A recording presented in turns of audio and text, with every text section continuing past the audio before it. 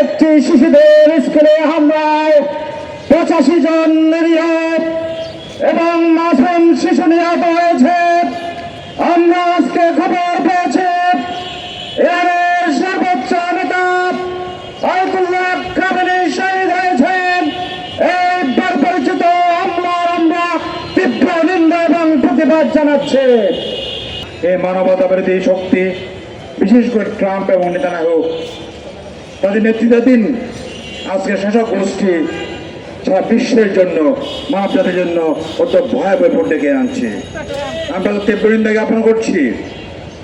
মানুষের হত্যা করা, এক দেশের প্রেসিডেন্টকে ধরে নিয়ে আসা, আর দেশের সর্বোচ্চ নেতাকে হত্যা করা, এটা কখনোই মানবতার পক্ষে যায় না।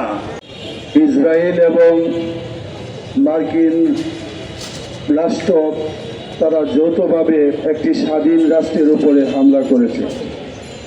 পৃথিবীর স্বাধীনতাকামী সকল ধর্ম এবং বর্ণের মানুষের প্রতি আহ্বান, আমাদেরকে ইরানের পাশে দাঁড়াতে হবে।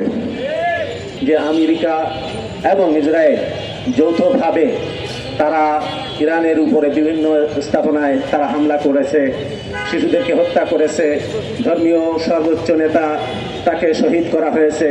এ অবস্থায় বাংলাদেশ সহ সারা পৃথিবীর মুসলমান তথা মানবতার পক্ষের মানুষ কখনো নিশ্চুপ থাকতে পারে না।